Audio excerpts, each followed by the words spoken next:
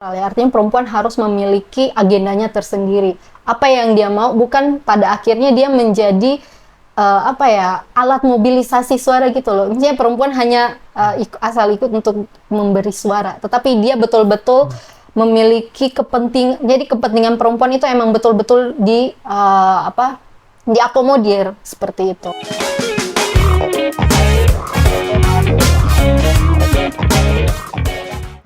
Halo pemirsa, senang sekali saya Dery Nugraha kembali menjumpai Anda dalam podcast Sudut Konsentris.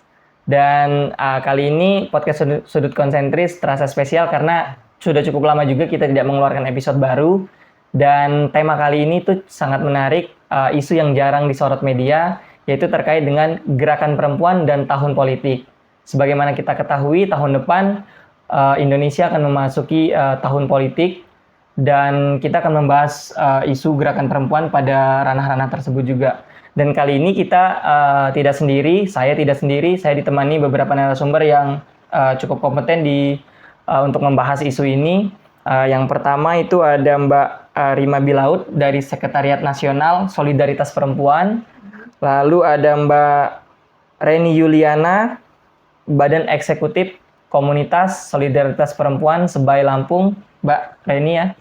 Dan yang terakhir ada Bang Dian Wahyu, Ketua Aji Bandar Lampung, yang nanti akan kita minta perspektifnya sebagai jurnalis melihat bagaimana isu gerakan perempuan, baik di Lampung maupun secara nasional, teman-teman. Dan supaya tidak berlama-lama, saya mau langsung saja nih. Tapi sebelum kita masuk ke isu tadi, Mbak ya, gerakan perempuan dan tahun politik, saya mau tanya dulu ke Mbak Reni ya. Mbak Reni, Solidaritas Perempuan ini sebenarnya organisasi apa, Mbak? Maksudnya kerja-kerjanya itu bagaimana? Ya, sedikit menjelaskan, sebenarnya Solidaritas Perempuan sendiri merupakan salah satu organisasi gerakan perempuan yang mana memang mereka memfokuskan isunya terhadap beberapa isu. Salah satunya kalau untuk di Lampung sendiri ya Mas ya, itu ada isu yang namanya pekerja buruh migran, isu pangan, pesisir, kemudian perempuan yang terdampak atas konflik tanah. Namun selain itu ada juga kalau untuk di nasional itu ada isu untuk seksualitas dan juga iklim. Tapi memang untuk di Lampung kami tidak mengambil isu itu gitu. Yang mana fokusnya adalah bagaimana caranya kita memberikan sebuah pemahaman kepada perempuan khususnya atas situasi-situasi yang mereka alami begitu. Kemudian bagaimana kita memfokuskan perjuangan SP terhadap kepentingan dan pembelaan hak-hak terhadap perempuan. Sebenarnya sedikit bercerita, sebenarnya kami itu merupakan salah satu dari 12 komunitas. Sebenarnya SP itu kan ada di nasional, tapi memang memiliki beberapa komunitas, kami menyebutnya di 12 provinsi, salah satunya ada di Lampung. Di Lampung, iya. Oke, jadi SP di Lampung ini salah satu dari 12 komunitas yang tergabung di Solidaritas Perempuan Nasional gitu, Mbak? Iya, betul. Dan tadi fokusnya adalah, kalau saya tidak salah menangkap, pemberdayaan untuk perempuan gitu ya, dan memperjuangkan hak-hak perempuan gitu ya. Ya, sebenarnya kalau untuk secara gerakan itu sebenarnya kami memfokuskan pada 3 hal. Yang pertama, kami melakukan pengorganisasian yang mana kami bersentuhan langsung kepada perempuan akar rumput, yang mana kami sangat mempercayai perempuan akar rumput merupakan penimbangan dampak dan penimbangan manfaat yang langsung gitu. Seandainya kalau kita ingin mengetahui apa sih situasi yang mereka butuhkan, itu kita harus datang ke perempuan akar rumput langsung. Makanya untuk itu SP itu mempercayai untuk gerakan awalnya itu ada di pengorganisasian. Pada beberapa wilayah basis, salah satunya itu ada di Teluk Bone Cungkeng, ada di Sidodadi untuk isu pangan, kemudian ada di Lampung Timur untuk pekerja buruh migran, karena memang kan Lampung merupakan berdasarkan data BP3MI dia masuk ke dalam 5 besar, dan salah satunya itu yang paling besar itu di Kabupaten Lampung Timur ya, untuk begitu. Pekerja migran ya. Selain itu juga ada yang namanya kami melakukan kerja-kerja advokasi, tapi memang selain melakukan kerja advokasi itu kami juga melakukan salah satu kerja-kerja kampanye, yang mana memang kalau untuk advokasi dan memang kampanye biasanya kami berjejaring salah satunya dengan teman-teman konsentris dan juga Aji Bandar Lampung gitu. Jadi pengorganisasian dan mengadvokasi terkait dengan isu-isu perempuan, hak-hak perempuan tadi ya, yang lebih difokuskan tadi. Kalau di Lampung itu pekerja migran, pangan untuk perempuan pesisir dan perempuan nelayan serta perempuan yang terkonflik atas Agraria, perampasan lahan, iya. Oke, siap. Oke. Nah, saya mau singgung dikit nih. Kan saya juga mau ngucapin selamat Solidaritas Perempuan itu melaksanakan kongres ya. Pada awal bulan depan ini, bulan Agustus, 1 sampai tanggal 7 Agustus melaksanakan kongres. Yang itu tempatnya di Lampung. Jadi 12 organisasi tadi yang Mbak sebutkan itu datang semua ya ke Lampung ya? Iya, akan datang. Kemungkinan waktunya itu besok sih Mas. Iya. Karena sekarang Jadi sudah ke depan. habis ya. Ya, Iya. waktunya itu besok dari 1 sampai dengan tanggal 7. Ya, memang kita mengundang bukan hanya dari 12 komunitas dan juga nasional, tapi ada jaringan dari luar ya, Karima ya. Kita juga mengundang yang mana jaringan-jaringan memang sering bekerja sama dan mendukung kerja-kerja solidaritas perempuan. Solidaritas Perempuan. Nah, itu yang mau saya singgung, Mbak. Nah, kan kita sedang melaksanakan kongres nih. Tentunya kita akan mengurus, biasanya kalau kongres kita akan apa aja agendanya, Mbak? Sebenarnya itu kami akan ada agenda konferensi pada tanggal 2 dan 3 begitu kan ya. Setelah itu 4, 5, 6-nya memang fokusnya untuk Internal ya? ya internal begitu. Memilih pengurus nasional gitu ya? Ya, salah satunya agenda besarnya adalah pemilihan Badan Eksekutif Nasional, kami nyebutnya untuk periode tahun 2023-2027 gitu. Oke. Mungkin nanti Nah, tapi yang ingin saya tanyakan nih, ini ya Mbak, yang ingin kita capai nih dari kongres ini, selain dari tadi memilih pengurus nasional, tapi dari Solidaritas Perempuan sendiri kita punya apa visi ke depan yang ingin kita capai setelah kongres ini berlangsung gitu. Yang pasti apa visinya, yaitu tetap kita terus bagaimana caranya kita terus bekerja bersama dengan beberapa perempuan di wilayah pengorganisasian untuk pembelaan hak-hak perempuan gitu dalam seluruh konteks isu yang nanti akan diusung oleh Solidaritas Perempuan begitu. Dan salah satunya termasuk bagaimana caranya, karena ini kan tahun politik ya Mas ya, bagaimana caranya Solidaritas Perempuan juga bisa merumuskan posisi politik perempuan ini seperti apa begitu. Itu salah satu masuk ke agendanya. Nah, itu menarik, nanti kita akan Iya, bahas nanti lagi. mungkin bisa ditambahkan Nanti dengan bisa Mbak ditanya. Rima. Oke, saya mau ke Mbak Rima ya, Mbak Rima dari Sekretariat Nasional Solidaritas Perempuan.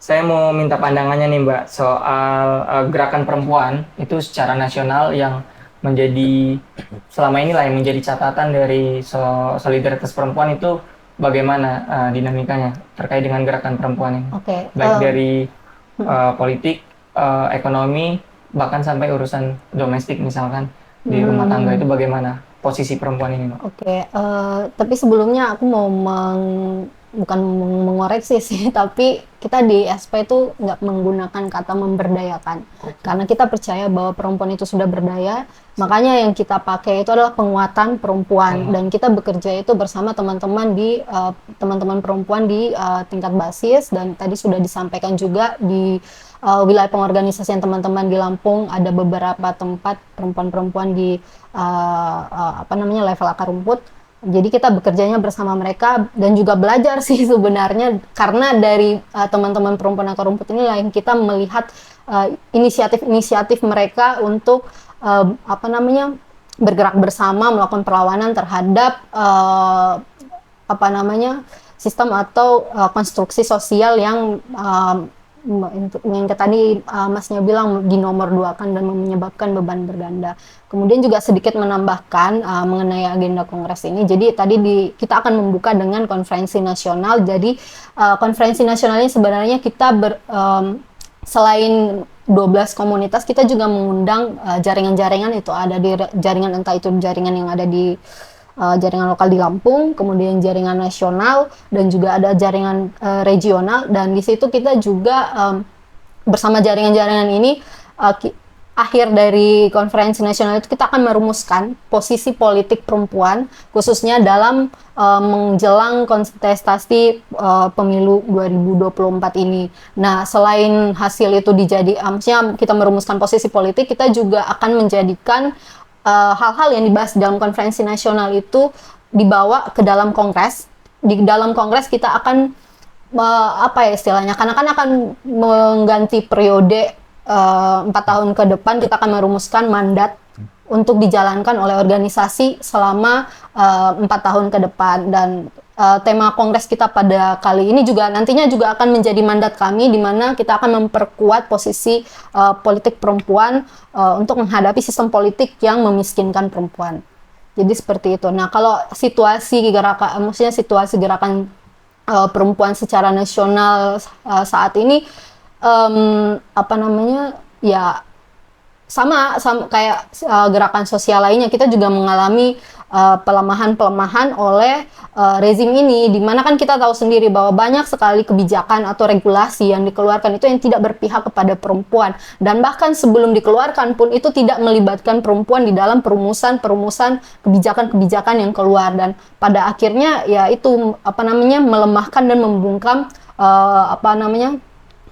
perempuan. Kan kita tahu ada kebijakan KUHP, kemudian juga Omnibus Law yang membuka karpet investasi seluas-luasnya kepada investor, dan itu memang di komunitas-komunitas kami itu langsung berhadapan dengan ada yang proyek-proyek strategis nasional maupun proyek-proyek pembangunan yang pada saat dirumuskan itu tidak sama sekali menyentuh kepentingan perempuan, dan perempuan itu selalu tidak dilibatkan di dalam setiap perencanaan maupun pengambilan keputusan. Dan pada akhirnya ketika berbicara soal konflik agraria ini juga kita perempuan tidak tahu menau, tiba-tiba saja sudah diusir keluar dari tanahnya atau diusir keluar dari sumber-sumber kehidupannya.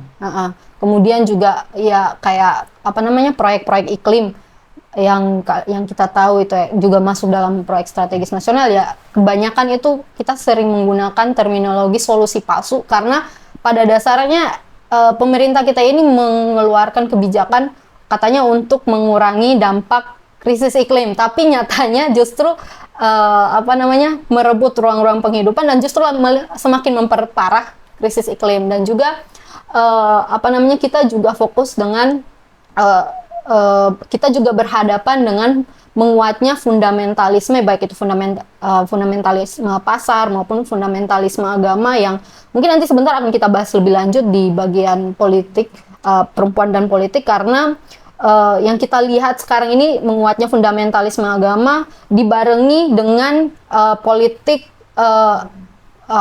agama, artinya agama itu dijadikan kendaraan untuk para elit-elit politik ini. Mungkin seperti itu.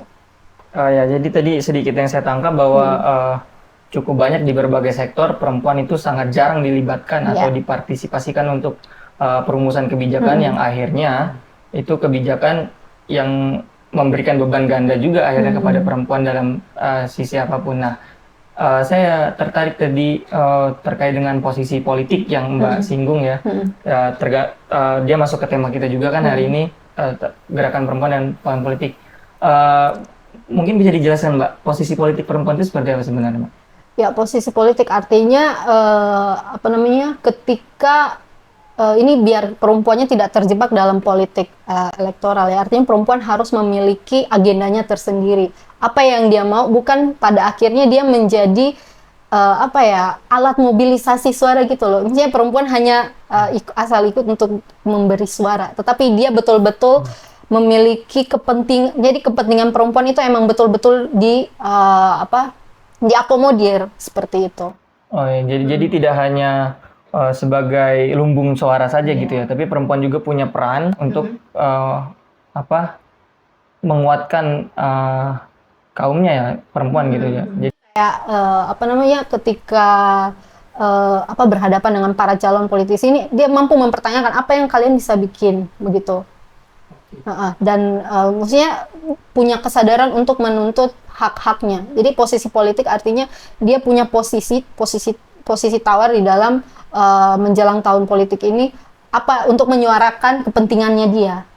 Politik kan berkaitan dengan kepentingan. Jadi tidak hanya dia sekedar memberi suara saja, tapi dia bisa mempertanyakan ulang bagaimana nanti pemimpin-pemimpinnya mengakomodir kepentingan dari perempuan gitu ya. Tapi kalau SP sendiri melihat politisi perempuan sebagai bagaimana, Mbak?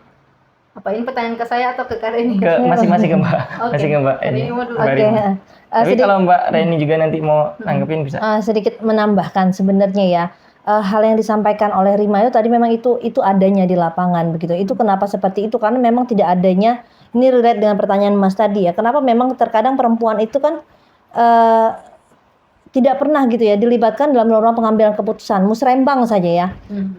Nggak usah musrembang mas, nggak usah jauh-jauh. Dalam tatanan keluarga, siapa yang merupakan pengambilan keputusan di rumah tangga, yaitu laki-laki. Jarang sekali misalnya perempuan itu dilibatkan, ditanya, kamu maunya apa, mau seperti apa, itu tidak pernah gitu. Itu dalam tatanan keluarga saja.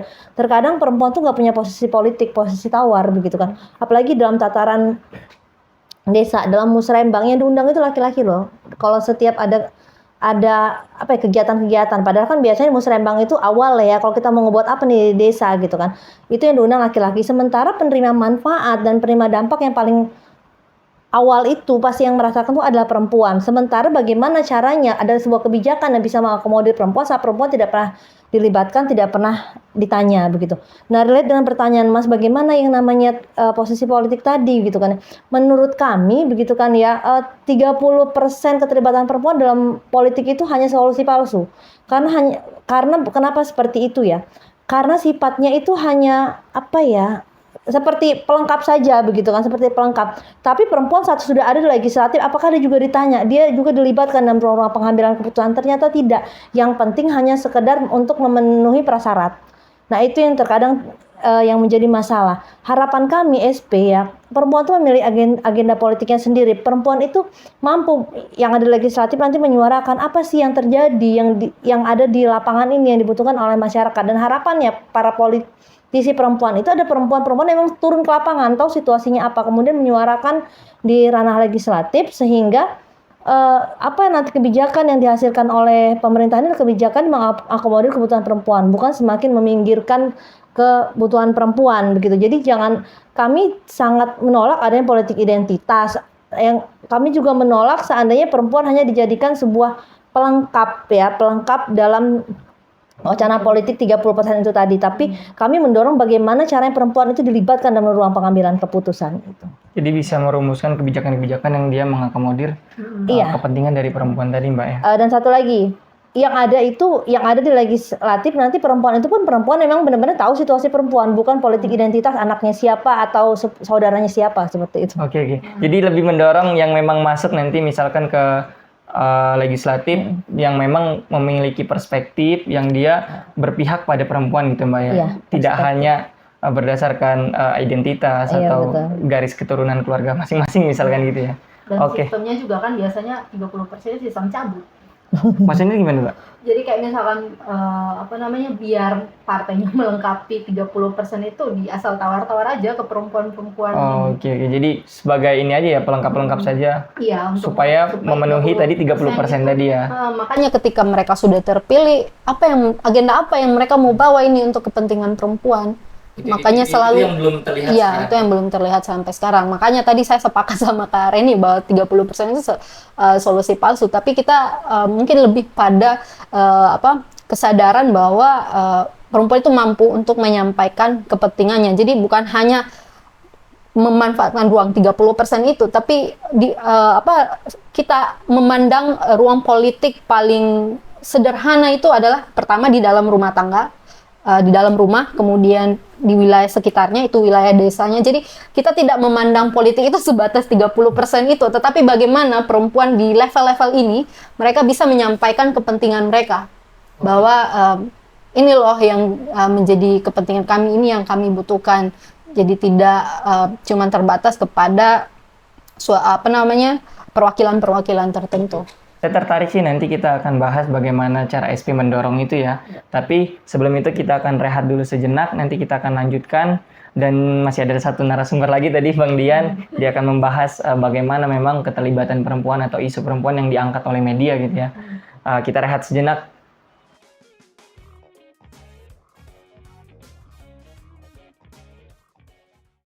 Oke pemirsa, kita balik lagi di podcast Sudut Konsentris. Saya juga mau mengingatkan bagi teman-teman yang ingin mendengarkan Sudut Konsentris, itu sudah ada di Spotify, nanti linknya akan disampaikan di box di bawah, dan juga di YouTube Konsentris. Dan teman-teman juga yang mau tahu update informasi terbaru dari apa saja yang dikerjakan oleh Konsentris, bisa ke media sosialnya, sama nanti akan ditampilkan di box. Dan kita akan kembali lagi ke pembahasan kita terkait dengan gerakan perempuan dan tahun politik. Saya mau ke Bang Dian dulu nih, selaku di sini Bang Dian selaku jurnalis nih Bang, memang juga sebagai Ketua Haji Bandar Lampung kan, bagaimana nih Bang Dian melihat isu perempuan itu di media Bang, sejauh ini, baik di nasional ataupun di khususnya kita di daerah di Lampung gitu, bagaimana media mengakomodir isu-isu perempuan yang saat ini yang tadi disampaikan oleh Mbak Reni dan Mbak Rima tuh, yang memang kadang-kadang dinomorduakan juga. Gimana Bang? Ya, kalau lihat dari berbagai riset misalnya di media gitu, perempuan tuh jadi tambang emasnya media gitu. Mereka jadi objek untuk bagian tubuh, seksual dan lain-lain gitu. Mereka masih jadi ada riset yang bilang ya perempuan masih dianggap sebagai ada nilai jualnya gitu kan. Padahal itu jadi malah merendahkan ya posisinya gitu. Bahkan di beberapa media lokal masih ada soal kalimat-kalimat ya yang masih belum bisa dienakin gitu ya. Bahkan ada misalnya untuk pelaku kekerasan gitu itu masih justru malah berpihaknya ke pelaku gitu, bukan ke korban. Padahal korbannya ada perempuan gitu. Beberapa media masih yang begitu, dan memang kita selalu coba untuk edukasi ya ke media gitu, karena keberpihakan itu juga penting sih untuk media gitu. Kalau saya pikir dari kacamata media, perempuan ini justru sebetulnya jadi narasumber kita yang sebetulnya sekarang kalau mulai diskusi atau untuk narasumber berita itu harus balance ya, laki-laki dan perempuannya seperti apa gitu, karena media perempuan ini punya pola pikir atau cara komunikasinya yang mungkin ada yang bedanya gitu dengan laki-laki gitu. Terus untuk setelah lihat dengan SP ya selama ini kami lihat sih sebetulnya perempuan itu memang ada hal-hal yang berbeda dengan laki-laki ya. Misal dari upah buruh mereka lebih rendah gitu. Lalu ada juga yang mereka lebih pengen bekerja mungkin ya ke luar negeri, karena di daerah mereka kurang ya pendapatannya, jadi mereka memilih untuk meninggalkan keluarga, anak yang lagi lucu-lucunya misalnya gitu kan. Terus mereka juga kemarin ya ada soal konflik agraria yang ternyata yang terdampak adalah perempuan gitu. Konflik agraria di Lampung, perempuan sangat terdampak ya gitu. Ketika agraria itu ada konflik ya soal pangan, pasti ya mereka yang memasak, membudidaya, terus untuk anak-anaknya dan suaminya itu ternyata perempuan berdampak gitu. Belum lagi soal yang nelayan ya, nelayan memang ada beberapa aturan yang belum berpihak kepada perempuan ya. Nelayan juga ada perempuan misalnya begitu kan. Terus kalau soal buruh ya di Lampung masih ada buruh perempuan yang jam kerjanya sama gitu dengan upah yang berbeda. Itu kan sebenarnya miris ya, mereka Ada yang nggak dapat cuti hamil iya juga, cuti hamil ya, soal cuti. Dan sebetulnya jam kerja misal di media kita 6-1 gitu, 6 hari kerja, 1 kali libur, itu justru waktu dengan keluarga itu memang lebih berkurang gitu. Kalau kami pikir sih memang ada beberapa media yang mengistimewakan ya perempuan gitu. Misal saya dapat cerita kalau dia pengen udah nggak di media gitu. Ternyata si kantor ini coba membujuk, ayo dong kamu tetap di media gitu, karena dia punya 3 anak misalnya, dia harus punya babysitternya harus 3 gitu. Dengan gaji yang dari riset Aji mungkin sebagian besar UMR ya, mereka nggak dapat gaji UMR gitu. Akhirnya ada beberapa media yang memang bersepakat ya udah kita tambahin gaji gitu. Ada yang media yang memang masih mempedulikan ya SDM perempuan ini jadi SDM-nya si media gitu. Tapi kebanyakan banyak yang meminggirkan hak-haknya tadi Bang ya. Iya. Seperti cuti hamil tidak diberikan dan upah yang di bawah UMR tadi. Iya, masih ada ya seperti itu. Dan ya soal pelecehan, dan sekarang udah kekerasan berbasis gender online ya, perempuan jadi rentan lah gitu. Nah kalau menurut Bang Dian sih apa sebenarnya yang harus dilakukan oleh media gitu soal isu perempuan gitu? Tadi kan Abang banyak sampaikan bahwa media masih mengobjektifikasi perempuan misalkan ketika pemberitaan. Nah sebaiknya apa yang harus dilakukan Bang supaya isu perempuan ini menjadi arus utama lah bisa kita bilang gitu, karena kan tadi seperti bahasan kita memang isu-isu ini masih jarang dibahas dan nggak seksi misalkan. Gimana bang? Menurut abang sebaiknya seperti apa? Media harus lebih sensitif ya, memang lebih sensitif ya soal gender perempuan gini, karena kita juga punya pembaca ya, pembaca bukan hanya laki dan perempuan gitu, perempuan juga masih harus punya posisi ya di medianya gitu. Bahkan sekarang komposisi untuk redaksinya masih minim banget ya perempuan itu gitu, kalau untuk tenaga kerjaan gitu ya. Lalu soal perspektif dan media yang lebih terbuka lagi sih, kenapa perempuan ini masih jadi belum dipihak oleh media itu gitu.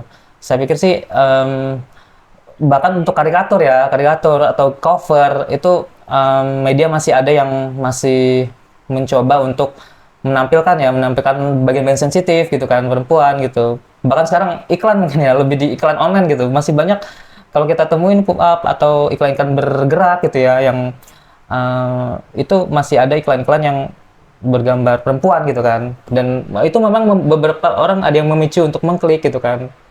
Tapi bagi sebagian orang yang nggak suka gitu atau yang sensitif terhadap perempuan, itu kan hal yang justru merendahkan gitu. Saya pikir sih udah mulai begitu sih. Tapi memang ada juga media yang memilih untuk iklan bergerak coba untuk di report gitu, dilaporkan bahwa ini tidak baik, tidak layak gitu. Ada hal-hal yang seperti itu. Jadi di pihak media ketiganya harus lebih sensitif ya bang, ya, untuk memberitakan atau menampilkan terkait dengan posisi perempuan tadi.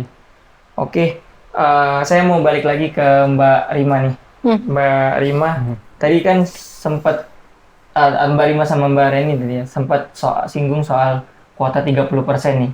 Nah kalau bagi Mbak Rima dan Mbak Reni nih, itu tuh adil nggak sih Mbak kalau untuk perempuan gitu? Kayaknya misalkan kalau laki-laki itu unlimited saja, kalau perempuan kayaknya dibatas-batasi ada 30% gitu. Bukankah itu secara nggak langsung itu kayak diskriminatif gitu untuk perempuan gitu? Padahal dalam prakteknya juga partisipasi itu pun kurang gitu, dan hanya dalam tanda kutip hanya sebagai pelengkap saja tadi kalau katanya. Nah itu gimana kalau pandangan Mbak? Dari Mbak Rima dulu aja coba. Oke.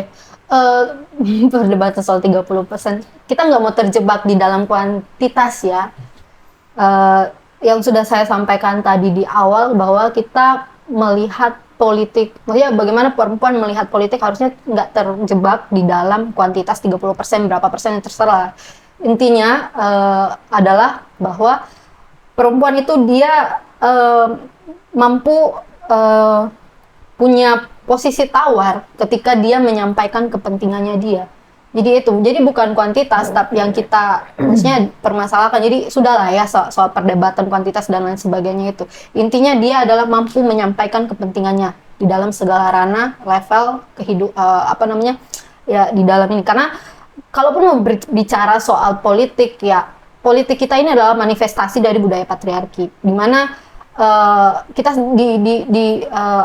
sistem politik kita ini nggak bisa maksudnya sangat-sangat patriarkis. Jadi sistem politik patriarki di mana mengutamakan kekuasaan, dominasi dan lain sebagainya, dan pada akhirnya segala macam hal yang kayak tadi sudah kita sebutkan di awal berkaitan dengan politik identitas, politik itu kan semuanya manifestasi daripada budaya patriarki, sehingga ketika perempuan harus menyampaikan kepentingannya itu dia menjadi tidak dilibatkan gitu loh dalam perumusan kebijakan, apalagi kalau misalkan dia sudah masuk ke dalam. Jadi gimana ya, kalau misalkan katanya si Emma Goldman ya kalau ngapain perempuan masuk ke politik kalau sistem politiknya aja patriarki gitu loh. Jadi memang kita nggak akan terjebak di dalam kuantitas itu. Makanya kita di SPA tadi kan bertanya apa yang dilakukan oleh SPA, itulah kita menguatkan atau membangun kesadaran, menguatkan pemahaman perempuan bahwa perempuan itu punya posisi tawar tadi. Dia punya kepentingan dan dia harus menyampaikan itu, dan dia bisa merebut ruang-ruang pengambilan keputusan untuk menyampaikan kepentingannya. Jadi cukup lah ya, kita nggak akan mau terjebak lagi di dalam angka-angka itu, karena yang kita lihat bukan kuantitas tapi bagaimana perempuan itu bisa memiliki posisi dan menyampaikan kepentingannya. Oke, kalau Mbak Deni mau nambahin? Iya, sebenarnya kalau kita ngomongin persentase sudah pasti yang nggak adil ya. Masa 30 dengan 5. Kalau kita mau bicara adil di sini, ya memang lebih kepada di 50-50. Tapi akan percuma walaupun seandainya perempuan itu dapat porsi 90% Iya. sekalipun, tapi Tadi suara-suaranya sistemnya masih nggak patriarki. diakomodir, tidak diakomodir dalam bentuk sebuah kebijakan, itu juga sama aja bohong. Lebih baik 10%, tapi memang dia diakomodir begitu kan. Dan jadi jangan pula pemerintahnya memberikan solusi palsu dan selalu memperbodoh perempuan lah begitu kan. Atau gimana kalau dibalik Mbak? Kalau Bagaimana? dia yang 30% laki-laki itu. Karena kan sekarang dunia kita ini, ya tadi kayak kata Mbak kan, akar utama itu patriarki itu dibawanya sama laki-laki. Nggak Kalau masalah, dibalik gitu. nggak masalah. Yang penting suara perempuan, apa yang perempuan sampaikan itu diakomodir. Jadi saya sampaikan seperti tadi, walaupun perempuan ada 90% di sini, tapi kok kita perempuan semua, saya menyampaikan suara Mas sendiri. Tapi kalau suara kami nggak dengar dan suara Mas yang didengar dan dituangkan dalam kebijakan juga ini kan hanya pelengkap saja begitu. Jadi jangan juga terjebak pada kuantitas, Kuantitas saja. tapi apa yang dihasilkan itu adalah hal-hal yang berpihak kepada perempuan gitu. Dan relate dengan ini tadi Aji ya, menurutku mungkin teman-teman jurnalis itu juga mungkin harus juga diberi pelatihan terkait gender begitu, atau dari narasi-narasi, dari gambar-gambar apa saja sih yang kira-kira itu, kalau kami menyebutnya seksis gitu ya, itu nggak pantas dan itu merendahkan perempuan seperti itu. Karena kami sangat percaya dan memiliki pengalaman, media itu merupakan salah satu perlawanan yang luar biasa. Kalau tataran advokasi, hanya saya melaporkan di Lampung, mungkin hanya Lampung saja yang terinformasi, tapi kalau saya sudah menyampaikan di media, dia naik berita itu, semua itu akan menyoroti itu gitu. Karena pernah ada satu pengalaman, kami pernah menangani kasus anak buruh migran, dia itu di Limau, Tanggamus masuk ke dalam banget. Dia tidak pernah dilirik ya, tapi saat kami melakukan advokasi dan kami share ke media, kayaknya teman-teman Aji juga ya waktu itu yang korban kekerasan yang dia mohon maaf dia disabilitas dan dia diperkosa gitu, mulai itu dapat perhatian. Berarti kan salah satu langkah perlawanan yang memang juga luar biasa itu melalui Lewat media, gitu. teman-teman media. Jadi memang harus pembenahan dari sisi teman-teman media juga harus diperbaiki itu. Oke. Tuh Bang, berarti termasuk masukan tuh buat Aji Bang ya, bahwa teman-teman media juga perlu, selain tadi kata Bang Dian sensitif, juga perlu juga terus belajar lah ya untuk menyampaikan bagaimana isu perempuan itu tidak lagi mengobjektifikasi dan tadi terkesan seksis Mbak ya. Oke, kita kembali ke gerakan perempuan nih Mbak. Ini ke Mbak Reni atau Mbak Rima juga bisa nanti Aku tambahin aja. ke saling tektok aja ya. Ya. Sebenarnya gerakan perempuan itu sebaiknya ditempuhnya seperti apa Mbak? Supaya tadi agenda-agenda yang tadi Mbak Reni sampaikan, Mbak Rima sampaikan itu bisa goal, bisa tercapai. Sebaliknya sebagaimana itu ditempuh gerakan perempuan itu? Oke, sebenarnya kalau kami di Solidaritas Perempuan, khususnya saya berbicara di Lampung ya, Solidaritas Perempuan itu selalu kami mengedepan gerakan kolektif. Bagaimana caranya semua perlawanan itu bukan dilakukan sendiri, tapi melalui gerakan kolektif, melalui kelompok. Karena apa? Seandainya kalau saya berbicara sendiri mungkin saya tidak akan dengar, tapi melalui gerakan-gerakan kelompok ini maka suara itu akan lebih didengar gitu. Pemerintah akan lebih melirik karena memang kecenderungan kita akan melihat sesuatu yang ramai daripada yang sepi begitu kan. Jadi kami selalu menekankan segala sesuatu bentuk gerakan yang dilakukan merupakan gerakan kelompok.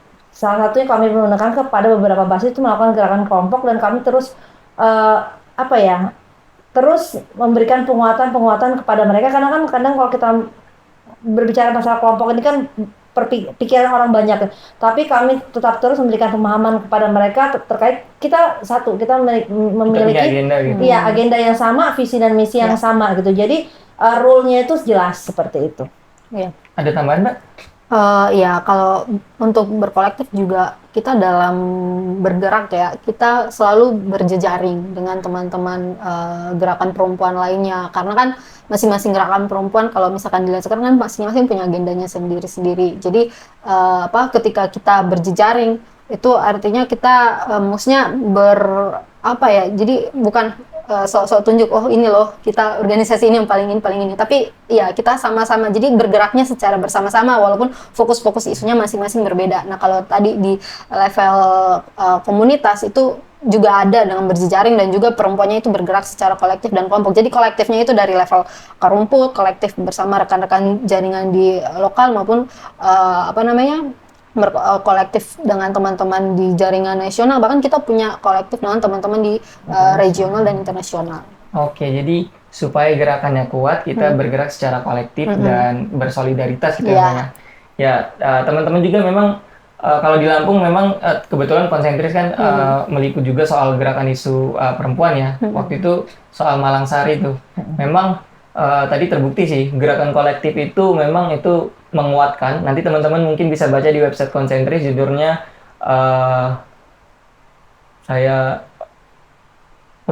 Perlawanan Perempuan Malang Sari kalau tidak salah. Filmnya juga ada di YouTube konsentris, nanti teman-teman bisa lihat. Oke, ini pembahasan yang sangat menarik nih Mbak terkait dengan gerakan perempuan malam hari ini, dan tadi juga isu media sudah disampaikan oleh Bang Dian.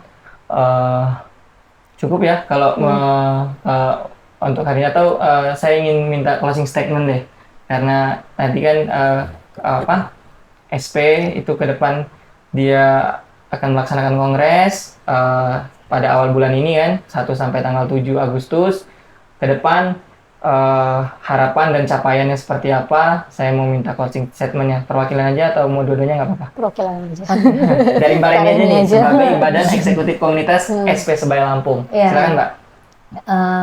Sebenarnya kami akan melaksanakan kongres pada tanggal 1 dan 7 ini gitu. Harapannya apapun yang nanti dapat dilakukan, yang akan dilakukan pada kongres itu mampu menghasilkan sebuah rumusan-rumusan yang mampu menghasilkan sebuah mandat yang baik untuk SP Sebaya Lampung, untuk kepentingan-kepentingan perempuan.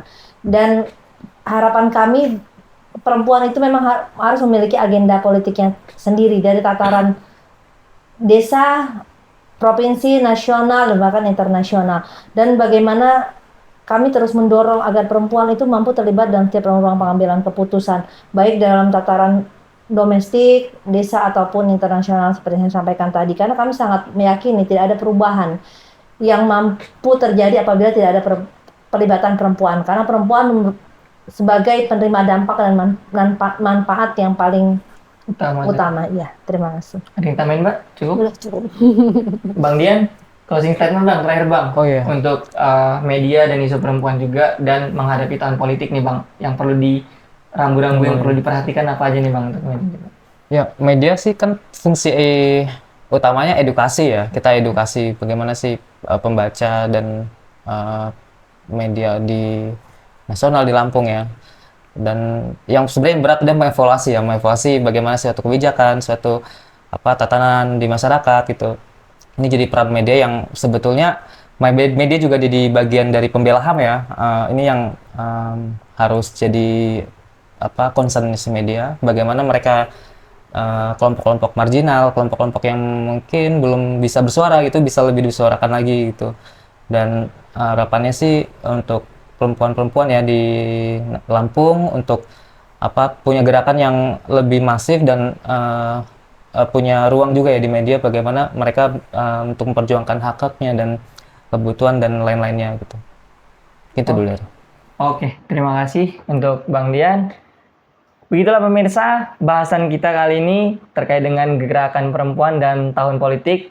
Nanti pemirsa sendiri yang bisa menyampaikan, tapi yang satu yang ingin saya highlight tadi, bahwa perempuan itu bisa punya posisi tawar, dia bisa memperjuangkan haknya. Jadi bagi perempuan-perempuan di Indonesia, perjuangkan hak itu sampai kalian mendapatkannya gitu. Terima kasih, sampai jumpa di podcast Sudut Konsentris selanjutnya.